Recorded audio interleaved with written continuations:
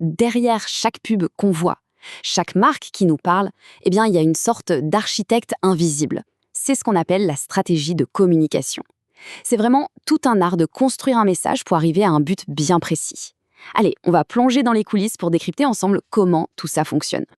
On a tous déjà eu cette impression, pas vrai, d'être comme guidé, presque sans s'en apercevoir, depuis la toute première fois où on entend parler d'un produit jusqu'au moment où on passe à la caisse. Eh bien, ce n'est pas du tout un hasard. C'est le résultat d'un parcours qui a été hyper bien pensé par les marques.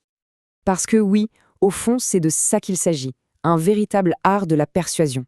Le but, ce n'est jamais juste de donner une info, c'est d'influencer activement notre processus de décision, c'est de dessiner un chemin pour nous amener vers un comportement bien particulier. Et c'est là qu'est tout l'enjeu. Chaque stratégie de communication, elle est pensée pour intervenir à des moments clés de notre parcours. L'idée, c'est de lever les petits freins qu'on pourrait avoir dans la tête et de construire petit à petit une image positive de la marque ou du produit. Et ça, bien avant même qu'on se pose la question d'acheter.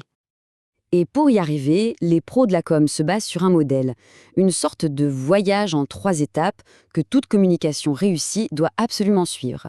C'est un triptyque assez simple à retenir: savoir, aimer et enfin agir. Et attention, ce parcours, il faut vraiment le voir comme une séquence logique. On ne peut pas agir si on n'aime pas, et c'est quand même difficile d'aimer quelque chose si on ne le connaît même pas. Chaque étape prépare la suivante, vous voyez? Ça crée une sorte d'effet domino dans notre esprit. Alors décortiquons-les une par une. Bon, tout commence ici, au stade cognitif. Le but, il est super simple: faire savoir. C'est l'étape où on parle à notre cerveau rationnel. On donne les faits, les infos brutes, le nom de la marque, ce que fait le produit, son prix.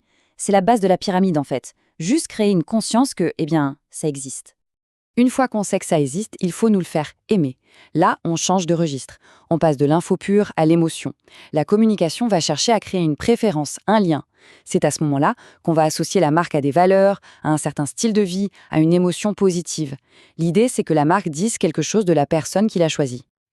Et enfin, on arrive au stade conatif, l'étape décisive: faire agir. Ici, l'objectif, c'est de transformer l'envie en une action bien concrète. Il faut vaincre cette petite voix qui dit « on verra plus tard ». Et pour ça, tous les moyens sont bons. Une promo limitée dans le temps, un gros bouton «acheter maintenant», une dégustation en magasin, bref, tout ce qui peut déclencher l'achat, la visite ou le fameux clic. Ok, maintenant qu'on a vu le quoi, ce fameux parcours psychologique en 3 temps, passons au comment. Quels sont les outils et les grands types de communication utilisés pour nous faire traverser ces étapes? Alors, pour faire simple, on peut distinguer 2 grandes approches. D'un côté, il y a la com produit, elle est très directe, elle met en avant les avantages de ce qui est vendu, avec un discours souvent factuel, objectif. Et de l'autre, on a la com corporate ou institutionnelle. Là, on ne parle plus du produit, mais de l'entreprise elle-même, son histoire, ses valeurs, son engagement pour la planète. Et tout ça, ça suit à un processus assez classique. D'abord, l'entreprise, c'est l'émetteur. Elle crée un message. Ce message, il est ensuite codé, c'est-à-dire qu'on le met en forme. Ça peut être une vidéo, un slogan, une image. Ensuite, c'est à nous, le récepteur, de le décoder. Et c'est là que ça se complique un peu, parce qu'on décode tous avec nos propres filtres, notre culture, nos expériences, nos a priori.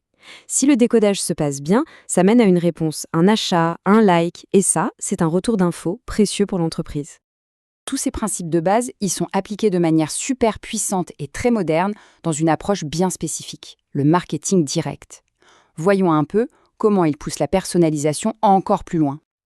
Le marketing direct, en gros, c'est l'art de ne plus parler à la masse, mais à l'individu. Il y a 3 mots-clés à retenir: personnalisé, pour que le message soit pertinent; incitatif, pour pousser à l'action; et enfin mesurable, pour savoir tout de suite ce qui marche et ce qui ne marche pas.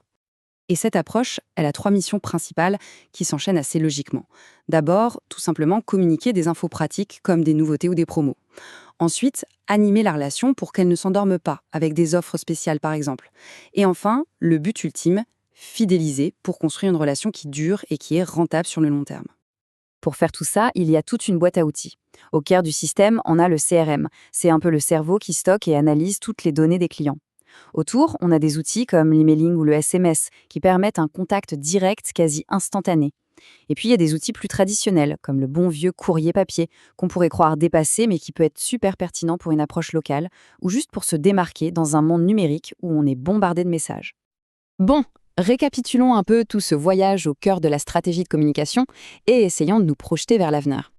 Et voilà, on touche au point crucial aujourd'hui. Les grands principes, savoir, aimer, agir, ça ne bouge pas. Mais ce qui change absolument tout, c'est la capacité, grâce à la technologie, d'adapter le message non plus seulement à des groupes, mais de le faire de façon dynamique, quasiment en temps réel pour chaque personne. Et ça nous amène à une toute dernière question. Si aujourd'hui, la personnalisation est reine, que va-t-il se passer demain? Avec l'arrivée de l'intelligence artificielle, qui peut analyser et même prédire nos comportements avec une précision qu'on n'a jamais vue, quelle sera la prochaine évolution de cet art si subtil de la persuasion? La question, elle, reste ouverte.